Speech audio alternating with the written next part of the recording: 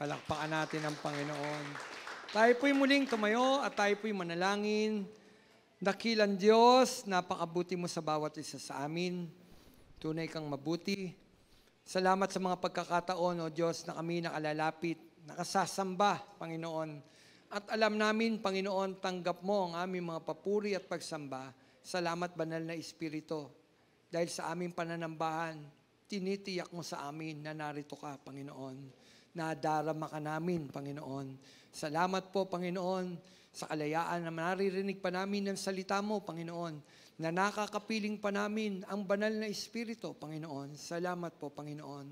Purihin ka, Ama, makikinig kami ngayon, O Diyos, ng salita mo. Hayaan mo, Panginoon, ang salitang ito, Panginoon, ay hindi galing sa akin, kundi sa iyo, Banal na Espiritu. Gamitin mo ang iyong lingkod, Panginoon, bilang daluyan ng mga salita mo sa araw na ito. Pakapuspusin mo kami ng banal mong Espiritu, Panginoon. Salamat po, Panginoon, sa iyong papuri, pasasalamat sa pangalan mo, Jesus, tong aming panalangin. Amen. Palakpakan natin ang ating Panginoon. Sambahin mo ang Diyos kahit tila wala siyang sagot. Isaiah 8:17. Maghihintay ako kay Yahweh na tumalikod sa sambahayan ni Jacob. Sa Kanya ako aasa. Amen. Sa totoo lang, mga kapatid, madaling sumamba sa ating Panginoon kapag maganda ang nagaganap na pangyayari sa ating buhay. Tama po ba? Madaling sumamba. Pag maganda ang mga nagaganap sa buhay ng bawat isa sa atin, kapag ka ang Diyos ay nagbibigay ng pagkain, lagi tayong mayroong pagkain sa ating habag, sa pagkainan, madaling sambahin ng Diyos. Pag tayo laging mayroong mabuting kaibigan na kasama, madaling sambahin ng Diyos. Madaling sambahin ng Diyos kapag ka grupo tayong pumupunta sa loob ng bahay-sambahan. Hindi lang ikaw. Di po ba? Parang ang saya-saya. Ang dami namin. Pero paano kung nag-iisa ka na lang? Di po ba? Masaya, madaling sambahin ng Panginoon kapag masaya at kumpleto ang pamilya. Di po ba? Madaling sambahin ng Panginoon kapag masayang nagaganap sa ating mga pamilya. Walang problemang dumarating. Laging praise the Lord, hallelujah. Madaling mag-worship kay Lord kapag wala tayong sakit. Tama po ba? Paano kung di mo maitaas yung kamay mo? Dahil ang sakit-sakit. Madaling mag-worship kay Lord kapag wala tayong sakit at maayos ang ating kalusugan. At iba pang mga masasaya daw na aganapan na nagaganap sa ating mga buhay, madaling sumamba sa ating Panginoon. Sa madaling salita, kapag masaya ang paligid o nagaganap, madaling mag-praise the Lord. Hallelujah. Tama po ba? Kapag laging maganda ang nagaganap sa ating buhay, tiyak lagi tayong may dahilan para sumamba at magpuri sa Diyos. Pero may mga aganapan sa ating mga buhay na hindi laging okay at kaaya-aya at maganda ang nagaganap sa ating buhay. Paano na lang kapag tayo ay nasa hindi magandang kalagayan? Paano natin sasambahin ng Diyos? Paano natin sasambahin ng Diyos kapag tayo ay nasa kalagayan na tayo ay may karamdaman? Paano natin sasambahin ng Diyos kapag gusto natin kumain pero wala tayong makain sa ating pagkainan? Kala ko ba, Panginoon, Ikaw ang nagpo-provide? My provider. Di po ba? Jehovah Nissi. Lord, you reign in victory. Paano kung parang tila hindi nagtatagumpay ang buhay ng bawat isa sa atin? Paano kung hindi natin nadarama yung salitang Jehovah Jireh? Na God will provide. Hindi laging okay at kaaya-aya ang dumarating sa ating buhay. Kapag tayo ay nasa hindi magandang kalagayan, paano natin sinasamba ang Diyos, mga kapatid? Ano ba ang gagawin natin kapag piling natin na ang Diyos tila napakalayo sa atin? Naramdaman nyo na po ba yon?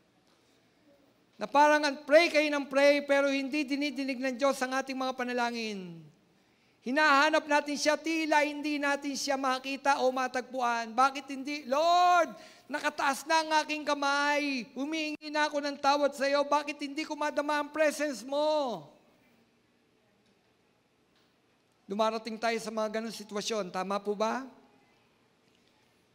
May mga panahong hindi laging okay.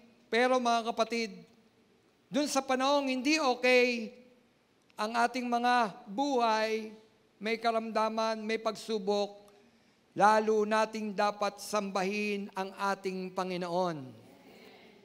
Amen? Sambahin mo ang Diyos kahit tila wala siya. Kahit tila hindi natin nararamdaman ang presence ni Lord, sambahin mo pa rin ang Panginoon. Dahil ang pagsamba sa Diyos hindi nakabatay kung ano ang nararamdaman natin. May nararamdaman ka o wala, ang mahalaga, alam mo sa sarili mo, sinasamba mo ang Panginoon. Uy, pastor, nandito na ang Panginoon. Bakit? Kinikilabutan na ako. Kinikilabutan ka o hindi. Sumamba ka sa Panginoon. Amen? Minsan nakabatay tayong mga mananampalataya saan? Sa nararamdaman. Meron pa nga naaamoy daw niya ang Diyos. Di ba? Kapatid, hindi nakabatay ang ating pagsamba sa mga batay na nakapaligid sa atin. Ang pagsamba ay nanggagaling sa puso. Mabuti o hindi mabuti ang nagaganap, sambahin mo ang Diyos. Amen? Ang pinakamalalim na level ng pagsamba ay ang purihin ng Diyos sa kabila ng mga sakit at karamdaman na ating nararanasan. Sino dito may mga karamdaman? Taas ang kamay. Kita nyo, kala ko ako lang magtataas ng kamay. Alam nyo ba pinakamalalim na worship kay Lord? Doon sa panahon na tayo nakakaramdam ng tila may sakit. Pray tayo ng pray. Lord, pagalingin mo ako, pagalingin mo ako. Bakit para ang tagal ng tugon ng Panginoon? Worship mo pa rin si Lord. Worship mo pa rin si Lord. Kasi sa pinakamalalim na pagsamba, sabi, pinakamalalim daw na pagsamba, yung meron kang nararamdaman sa katawan mo, pero napatuloy ka pa rin nagpupuri at sumasamba sa Panginoon. Binabasa ko ang Aklat ng Gawa. Si Pablo ay pupunta ng Jerusalem. Doon sa kanyang tinuluyan, mayroong mga mag-anak na propeta.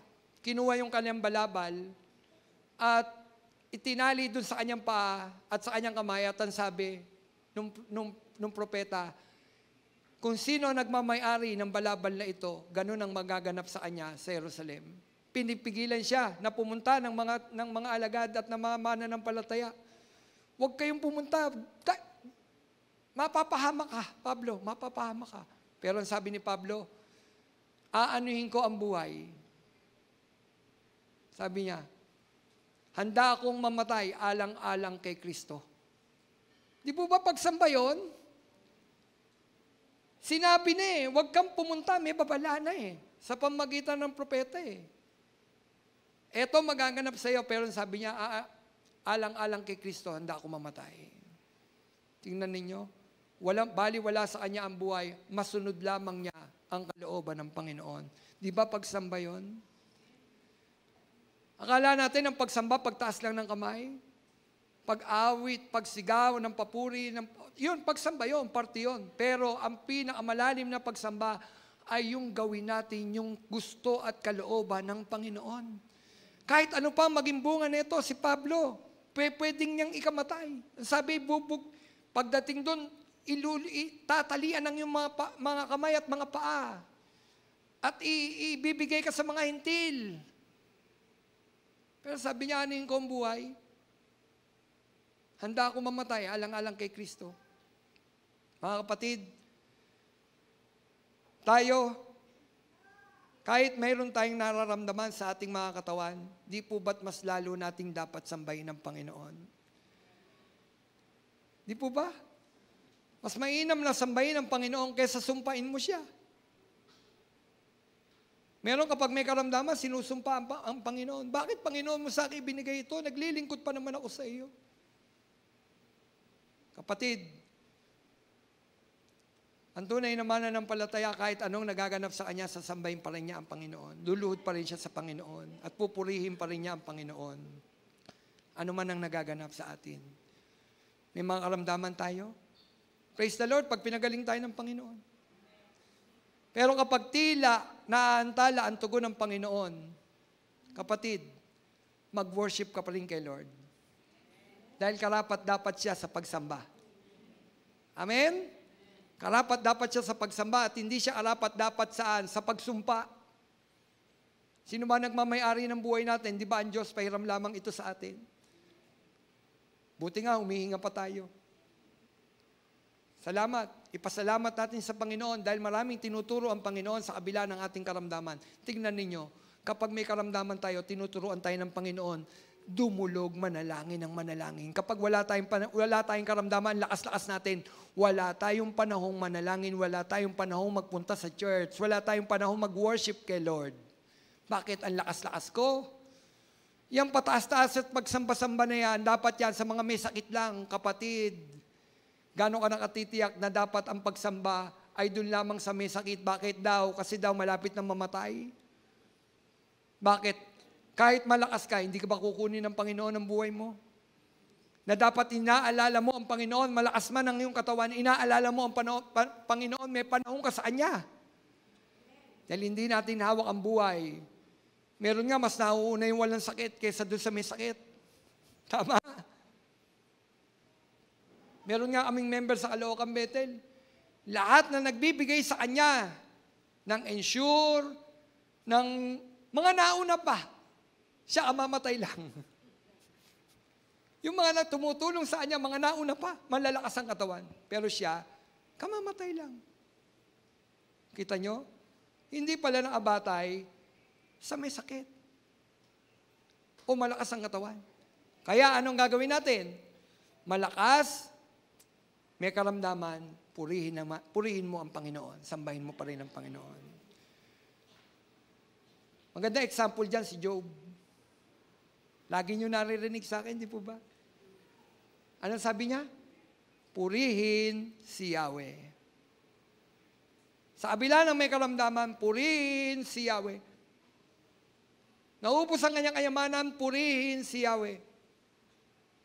Kapatid, may karamdaman ka ba ngayon? Purihin si Yahweh. Sambahin mo ang Panginoon. Sambahin natin ang Panginoon. Amen? Ano man ang ating nararamdaman ngayon? Karamdaman. No? Na ating nararanasan. Ang pasalamatan ng Diyos sa panahon ng pagsubok ay higit na mainam. Dumarating ang pagsubok, di pasalamatan mo ang Diyos. Dahil may pagsubok. Dahil sa pagsubok na yan, pinatatatag tayo ng ating Panginoon. Sa pagsubok, doon nakikita kung ikaw ay mayayanig, bubuwal. Kaya't minsan pinahintulot ng Panginoon na tayo dumaan sa mahigpit na pagsubok.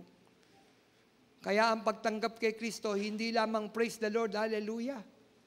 Kapatid, daraan tayo sa pagsubok upang tayo ay maging karapat-dapat sa ating Panginoon. Amen? Dadaan sa apoy. Ngayon, kung tila dumadaan tayo sa apoy o sa pagsubok ng buhay, kapatid, pasalamatan mo pa rin ang Panginoon. Sambahin mo pa rin ang Panginoon. Ang patuloy na magtiwala sa Diyos kapag tayo'y tinutukso ni Satanas. Sino dito ang laging nakakaranas ng pagtukso ni Satanas? Habang tinutukso ka, lalo kang sumamba sa Diyos. Amen? Lahat tayo tinutukso. Alam nyo, pag tayo tinutukso, pagpapakita lang yon, hindi ka kay Satanas. Tutuksoin ba ni Satanas yung hindi kanya?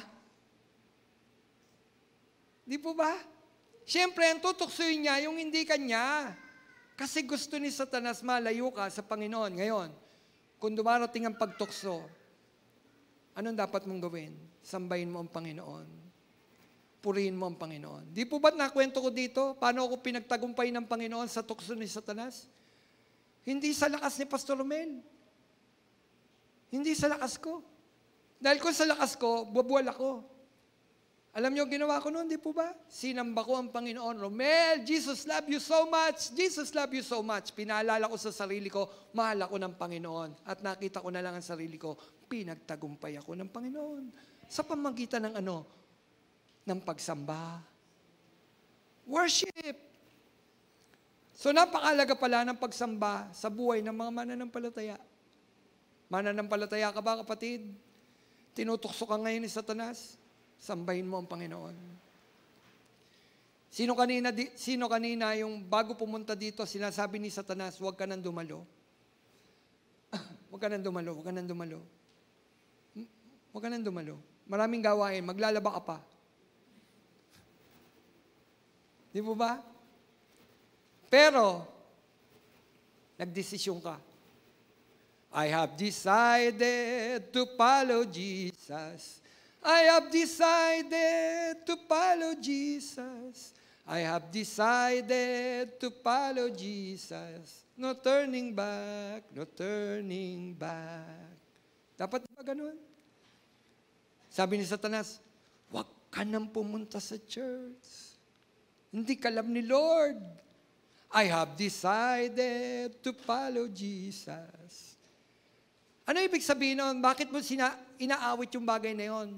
Sinasabi mo yung kay Satanas, Satanas, ako'y nagdidesisyon, susunod ako kay Kristo anuman ang nagaganap sa aking buhay. I have decided to follow Jesus. No turning back, Satanas, no turning back. In Jesus' name. Amen? At makikita mo, magtatagumpay ka sa alok ni Satanas. Makikita mo sarili mo na nakaupo ka sa church, nagpupuri, nagwo-worship kay Lord. Sino dito kanina nag-worship kay Lord? Sino nagbenepisyo? Di po ba tayo? Ang Diyos, kahit hindi mo sambahin, mananatiling Diyos. Makapangyarihan siya. Hindi mawawala ang kanyang kapangyarihan kapag hindi tayo sumamba sa Kanya. Pero tayo, mawawalan tayo ng kapangyarihan kapag hindi tayo sumamba sa Diyos. Nawawala yung kapangyarihang ibinigay ng banal na Espiritu, nauubos. Bakit? Hindi ka nagpaparipil dun sa power ng banal na Espiritu. Kapatid, ang pagpunta, ang isa sa pagre-refill ng oil ni Lord, ang pagpunta sa bahay, sambahan ng Panginoon. At pag-worship kay Lord. Nasabi ko nga kanina, hindi lamang sa pagtaas ng kamay, kundi sa ating mga pamumuhay, sinasamba natin dapat ang ating Panginoon. Amen? Kapatid, kapag sinusubo ka ni Satanas, sabihin mo, I have decided to follow Jesus. Ang patuloy na pagpapasakop sa kalinga ng Diyos, habag at sa kanyang habag, tayo ay nasa, ulitin ko, ang patuloy na pagpapasakop sa kalinga ng Diyos, habang tayo ay nasa pagdurusa. Dapat yun daw ang ginagawa natin. Yung patuloy tayo nagpapasakop dun sa kalinga, dun sa care ni Jesus, habang tayo ay dumaraan saan? Sa pagdurusa. Sino dito nakaranas na ng pagdurusa? Di ba nagdurusa tayo minsan? Dumaraan tayo sa paghihirap. Pero ang sabi, patuloy kang pasakop sa kalinga ng Panginoon. Bakit? Jesus cares. Jesus cares. Nagmamalasakit siya. Kapatid, hindi totoong hindi ka pansin ng Panginoon. Pansin tayo ng Panginoon. Amen? Patuloy tayong magpasakop sa kalinga ng Diyos habang tayo ay nasa gitna ng pagdurusa. At patuloy na mahalin ng Diyos kahit tila wala siyang sagot at tila ang layo-layo ng Diyos sa atin. Patuloy kang magtiwala pa rin naman sa Panginoon. Panginoon, bakit hindi mo kami tinutugon? Pray kami ng pray. Bakit hindi mo kami sinasagot, Panginoon? Di ka na, Belia, pumunta tayo kay Pastor June. Gusto natin magpa-counsel. Pumunta kami kay Pastor June, nagpa-counsel kami. Sabi ko, Pastor June, bakit ang layo-layo ng Diyos? Parang hindi niya kami sinasagot. Ang sabi ng Pastor June sa akin, nirebuke ako.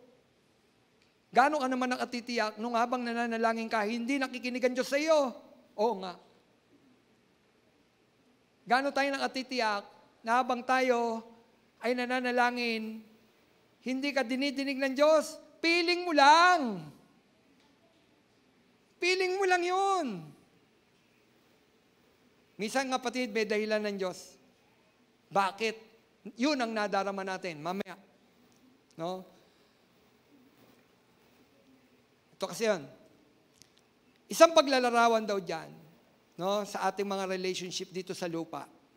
No, katulad daw ng pendulum. Alam niyo yung pendulum? Pendulum ba tawag doon? Yung gumaganon. Yung merong bola sa gitna at meron dito sa dalawang gilid. No. Nag-swing yan from one side to another. One side to the other. Parang gano'n. Gaganon siya. Papalo, tapos gaganon. Minsan, close. Papalo eh. Minsan close, minsan naman malayo sa isa't isa. Di ba pag palong ganon, yung isa lalayo. Gaganon. Ganon ang relationship natin minsan dito sa mga tao, sa mga kapatiran. Minsan close tayo, minsan naman malayo kayo sa isa't isa. May oras na nariyan siya sa panahon na kailangan mo. Minsan naman wala siya sa panahon na kailangan mo siya. Di ba ganyan? Meron tayong mga ganong relationship dito sa mundong ito. Pero, kahit parang ang layo niya, alam natin sa isa't isa, friend pa rin kayo. Hindi nasisira yung relasyon na yon. Parang ang layo lang. Kasi para lang. Para lang. Lahat ng relationship, involved daw doon ng oras, ng pagiging close, no? Close daw natin sa isa't isa. At involved rin dyan yung minsan, tila parang ang layo-layo natin sa isa't isa. Tingnan ninyo, may panahon na lagi akong narito. May panahon naman na parang wala si pastor. Di po ba? Lahat ba ng inyong mga pangangailangan, naroon kami? Wala naman, di po ba? May mga panahon na parang kailangan nyo na magsasalita sa inyo, pero wala si pastor. Wala ang mga leader. Pero hindi nangangahulugan, hindi nagmamalasakit ang mga leader ng simbang ito. Pero alam natin, nagmamahalan tayo. Amen? Alam natin. Alam nyo, ganun din ang relationship natin kay Lord. Ganun din ang relationship natin kay Jesus.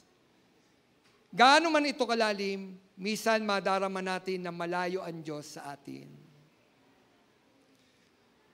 Ito yung oras sa parang ang hirap sambahin ng Diyos. Doon sa panahon na tila wala ang Panginoon. Lord, alam ko naman, love mo ko ha, love rin kita. Pero, minsan nadarama natin, parang ang layo-layo ng Diyos sa atin. Sino nakaramdam na ng ganyan? Na parang ang layo-layo ng Diyos sa iyo. Pero, gusto kasi ng Diyos na tayo ay mabago at mag-mature. Yung ating friendship sa Kanya. Yung ating relationship sa Kanya. Gusto ng Panginoon mag-mature. Kailangan madama ng anak ko o ng aking kaibigang ito na ako'y malayo sa Kanya. Tingnan ninyo, sino dito may mga anak? May mga panahon, kahit nadapa na yung anak nyo, hindi ninyo tinatayo. Bakit? Gusto natin matuto siyang tumayong mag-isa.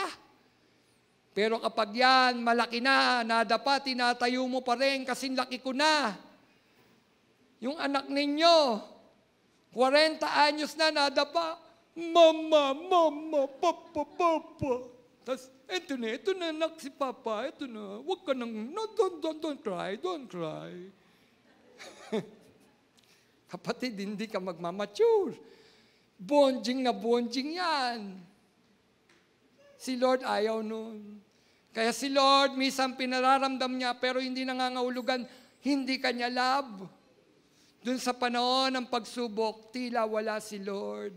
Hinahayaan ng Diyos na tumayo kang mag-isa. Kaya mo yan, anak. Hindi naman kita iniiwan ni pababayaan. Nandito lang rin si Lord. Ang tatay mo, nandito lang. Amen? Minsan kasi iniisip natin, wala si Lord. Pero hindi. Gusto lang ni Lord mag-mature tayo. Mag-mature tayo bilang mga Kristiyano, mga mananampalataya. Kaya pinahintulot ng Diyos na madama natin na parang wala siya. At ang layo-layo ng Diyos sa atin. Kasi nga ayaw ng Panginoon, maging Kristiyano kang bonjing. Ang laki-laki mo na, ang tanda-tanda mo ng mananampalataya, hanggang ngayon gatas pa rin ang kinakain mo. Konting kibot, nagdaramdam ka pa rin. Hindi ako napansin ni kapatid. Hindi. Ayoko nang dumalo sa church na yan. Hindi ako nakamayan. Ayoko nang dumalo sa church na yan. Kapatid, ang pagpunta sa church, hindi dahil sa kapwa mananampalataya. Pangalawa na lang yan. Ang pagpunta sa church, dahil kay Jesus. Amen? Ano ibig ko sabihin? Mag-mature tayo. Lumago tayo. Bilang mga mananampalataya. Kaya pinahintulot ng Diyos parang ang layo-layo. Pray tayo ng pray, parang walang sagot si Lord. Kasi nga gusto niya, tumindig tayo. Kaya natin. Sa tulong ng Panginoon, kaya natin, mga kapatid. Amen? Gusto ng Diyos, mabago tayo. Kaya pinahintulot niya na parang wala siya at malayo. At ito yung oras na parang iniwan na tayo at nakalimutan daw ni Lord. Ang tawag diyan ay araw ng spiritual dryness and doubt. Ano daw ang tawag doon? Spiritual dryness and doubt. Sino dumating dito? Sino naaramdan ng ganun sitwasyon? Spiritual dryness and doubt. Nagdududa tayo kay Lord. Hindi kayo naaramdam noon? Praise the Lord. Hallelujah. Ako naaramdam noon eh. Naaramdam ako noon eh. Kailan lang eh. O, papatotoo ko. Inom muna ako.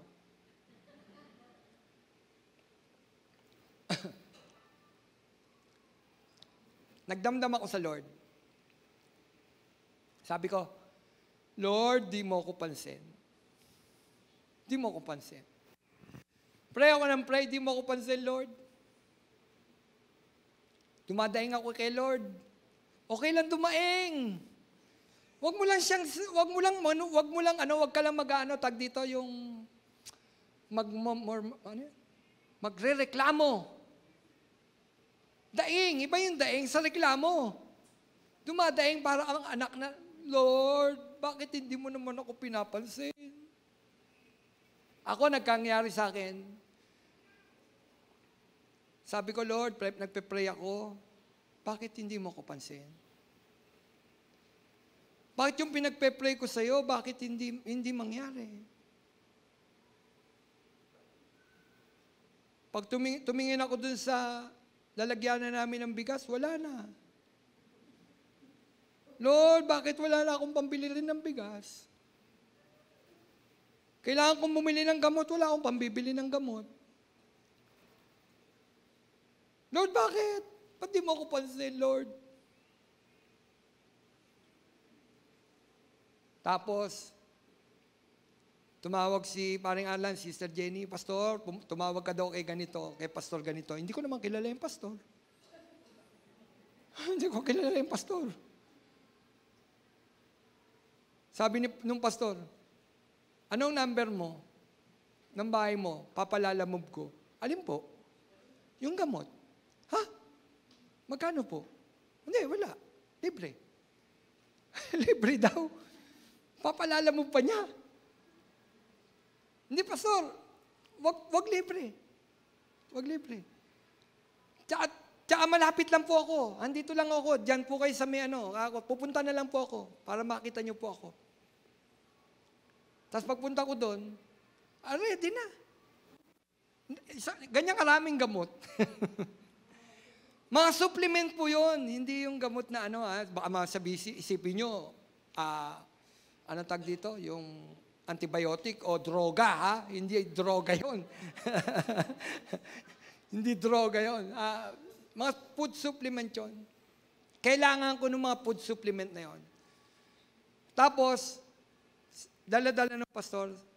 Tapos sabi niya sa akin, pastor, sabi ko, magkano po ito? Mahal po ito. Alam ko, mahal po ito. Libre yan. Bigay yan ni Lord sa iyo. Ha? Talaga po, libre yan. Pastor, magpa-x-ray ka. Pag merong nakita sa baga mo, tawagan mo agad ako, bibigyan kita ng machine. Ha? Tapos nalaman ko kay Sister Jenny, yung palang machine na yun, 60,000 daw, 60,000 ba? 40. Mga ganun. Sabi niya, ibibigay ko, libre. Sabi ni Jenny, anong machine yun, Pastor? Hindi ko alam eh. Praise the Lord, nung nagpa-x-ray naman ako, normal. Ba't hihingin ko yung machine kung wala naman akong sakit? Kung magkasakit pa ako. Nagsinungaling ka. Ba na-x-ray ako, tumawag ako, Pastor, may nakita po, may spot daw po ako. Wala ka na may spot, Romel. Di ba makakuha ko lang yung machine? Hindi ko yun ano. Praise the Lord, normal. Tapos sabi sa akin ni Pastor, sa'yo lahat yan. Tapos tinawag yung kanyang tauhan. Lagyan mo ng isang sakong bigas yung kotse ni Pastor. Ano ba sabi ko, wala na akong lalagyan, wala nang bigas, Panginoon. Wala nang bigas. Kaya sabi niya, isang sakong bigas, lagyan mo si Pastor. Alam niyo, umiiyak ako eh. Hindi dahil sa isang sakong bigas. Hindi. Kasi napaya ako sa Diyos. Napaya ako sa Diyos. Sabi ng Panginoon, sino may sabing hindi kita pansin? Pansin kita, anak. Pansin kita. Kaya okay lang dumaing sa Panginoon. Huwag nyo lang magre-reklamo sa Panginoon, dumaing ka sa Panginoon.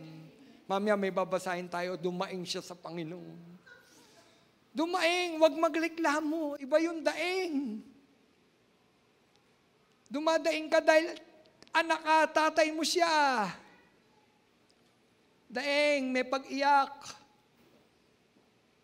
Dinadaing mo kay Lord. Kapatid at ang Panginoon, laging nariyan. Ang sabi niya sa akin, sino may sabing hindi kita pansin? Habang nagmamaneho ako, pauwi ng bahay, umiiyak ako. Malamang yung naaakita sa akin, siguro yung mama na yun, nag-away yung mag-asawa. Kasi umiiyak talaga ako eh. Umiiyak ako. Kapatid, yan si Lord. Amen? Yan si Lord. Kaya pinahintulot niya na madama natin na parang wala siya. Malayo siya. Kasi may oras na parang tila nakalimutan tayo ni Lord. Pero, dun sa spiritual dryness, tsaka dun sa pagdududa natin sa Kanya, dun sasagot ang Diyos. Kapag tila tuyo, pasisiglahin ka ng Panginoon. Saan? Sa pamamagitan ng pagtugon niya sa ating mga panalangin, pasisiglahin ka ng Panginoon. Yung tuyo mong kaluluwa, muling mananariwa, muling gumapaw ng tubig. Tubig ng buhay mula sa ating Panginoon.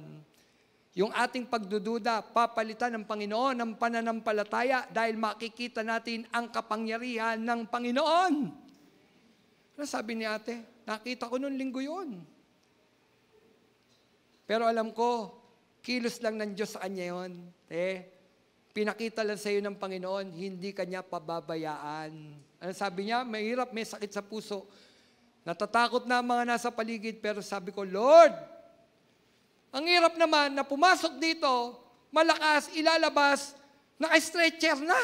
Ay, Lord, masabihin, pumasok ng buhay sa simbahan, lumabas ng, wag naman, Lord, wag naman.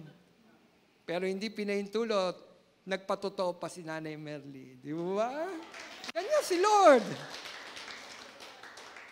Nung ibinalik yung kanyang ulirat, Tinignan niya ang kapatid niya, sabay yakap at nag-iyakan sila. Praise the Lord, hallelujah. Di ba? Di ba wow si Lord? Kaanga ang Diyos. Paano ka magdududa? Kaya sabi ko, yung mga pagdududa natin, pinapalitan ng Panginoon ang pananampalataya. Sa pamagitan ng ng mga bagay na nagaganap na ganon. Sitwasyong ganon. Tapos papalitan ng Panginoon, bakit nga ba ako magdududa sa Panginoon samantalang buhay siya? Amen? Kung mayroong higit na nakakaintindi ng ganitong sitwasyon, si Haring David yun. Kasi nagdaan si Haring David sa ganyan. Ito ang ilan sa mga sinabi ni David. Kasi hindi siya nagreklamo, naglambing lang rin siya sa Panginoon. Awit, chapter 10, verse 1. Yahweh, bakit masyado kang malayo? Sabi ni David, Yahweh, bakit masyado kang malayo sa panahon ng gulo? Bakit ka nagtatago? Kung babasahin mo yan, parang nagdududa siya sa Panginoon. Bakit sa panahon ng gulo? Nagtatago ka? Nakita niyo yung lumabas sa bibig ni David? Panahon ng gulo, nagtatago ka? Awit, chapter 22, verse 1 hanggang 2, Diyos ko, bakit mo ako pinabayaan? No, sabi doon, sumisigaw ako ng saklolo, ngunit bakit hindi mo ako tinutulungan? Araw-gabi tumatawag ako sa iyo, O Diyos, di ako mapanatag, di ka man lang sumasagot. Kita ninyo, ang tao ng Diyos na si David, nakaramdam at nagsalita ng ganito sa harapan ng Panginoon. Ang tanong, nagrereklamo ba siya? Hindi. Hinahanap niya ang Diyos. Naglalambing siya sa Diyos. Bakit ang layo-layo mo, Panginoon? Diyos ko, bakit mo ako pinabayaan? Sumisigaw ako ng saklolo, ngunit bakit hindi mo ako tinutulungan? Araw-gabi tumatawag ako sa iyo, nagpe-pray. O Diyos, hindi ako mapanatag, hindi ka man lang sumasagot. Ano pa? Ang sabi ng awit, chapter 43, verse 2, Di ka na sa aking sanggalang, bakit mo ako iniwan? Yun ang sabi ni David. Pero kung ating babasahin ang buong kabanata ng awit 10 at awit 22 at awit 43, si David ay nagsimula na ring magreklamo. No, si David daw ay nagsimula ng magreklamo sa Diyos dahil tila wala ang Diyos sa pangangailangan niya. Pero sa huli, sinabi ni David na ang Diyos ay palaging nakikita at dinidinig at itinataas ang lahat ng mga may kailangan sa Kanya. At ang Diyos ay tumutulong at dumidinig sa isang iyak ng tumatawag sa Kanya. Kapatid, yun ang konklusyon ni David. No? Habang siya ay nagrereklamo, ang sabi niya na ang Diyos ay palaging nakakita at dumidinig sa itaas. No? Sa lahat ng nangangailangan sa Kanya, dinidinig daw ng Diyos at ang Diyos ay tumutulong at dumidinig sa iyak ng tumatawag sa Kanya. Ito ang naging konklusyon ni David. Bakit ako mababahala? Sana ito rin maging konklusyon natin ngayon. Dumaraan ba tayo sa pagsubok sa panahon na tila hindi maganda, tila hindi okay ang ating buhay? Sana ito rin ang ating maging konklusyon sa oras na ito. Bakit ako mababahala? Bakit ako mahahapis? Sa Diyos ako ay aasa at sa Kanya mananalig. Muli akong magpupuri sa Diyos. Diyos ko tagapagligtas, itong aking pagpupuri sa Kanya ko ihahayag. Handa ba kayong magpuri, ihayag sa Diyos ang pasasalamat sa abila ng mga nagaganap? Siyempre, mga kapatid, di po ba? Ang buong katotohanan, hindi naman talaga iniwan ng Diyos kasi si David. Kaya yun ang naging konklusyon niya. Hindi naman iniwan ng Diyos si David. At gayon din tayo. Kapatid, ulitin ko, hindi iniwan ng Diyos si David at ganun din tayo. Hindi ka iniiwan ng Diyos. Amen? Sino dito nagdadalamati dahil mayroong nawala, may naiwan? Sister, di ba? Masakit pa rin. Marami dito nagdadalamati, pero tandaan natin, hindi tayo iniiwan ng Diyos. Kung si David hindi iniwan ng Diyos, hindi rin tayo iiwan ng Diyos. Paulit-ulit na pinaalala ng Diyos, ang sabi ng Hebreo 13:5, hindi kita iiwan ni pababayaan man. Tandaan po natin yan. Hindi kita iiwan ni pababayaan man. Kapatid, ang presensya ng Diyos ay hindi lang laan sa magagandang panahon. Ang Diyos ay nandiyan din sa panahon na tila hindi maganda ang ating buhay dahil ang Diyos ay mabuti. God is good. God is good. Kahit hindi maganda ang nagaganap, isipin natin, God is good. God is good. Mabuti ang Diyos. At laging nariyan ang Diyos na ito. Kita nyo, lalabas sa labi na ito ang papuri at pagsamba. Papuri at pagsamba. Ano po? Lalabas dito? Papuri at pagsamba. Kapag na-appreciate natin na ang Diyos pala, mabuti. Mabuti ba ang Diyos? Sino dito ang may pagsubok? Hindi okay ang buhay. Sino dito? Sino may sakit? Pray na pray. Lord, pagalingin mo ako, Lord. Ba't di mo sambahin si Lord? Sige. Subukan natin ang Panginoon. Sambahin mo siya. At makikita mo, nandun si Lord. Amen? Pwede po ba sambahin natin ang Panginoon? Magpasalamat tayo sa lahat ng bagay na dumarating sa ating buhay. May kapigatian, may namatay, sambahin mo ang Panginoon. Worship. Worship. Ang sabi ni Job, nung naubos ang kanyang kayamanan, lahat nawala. Ang Diyos ang nagbigay, ang Diyos din ang kukuha. Purihin si Yahweh. Di ba pagsamba yun? Tayo, kapatid, pwede po ba natin sambahin ang Panginoon? Pwede ba natin siya sambahin uli ngayon?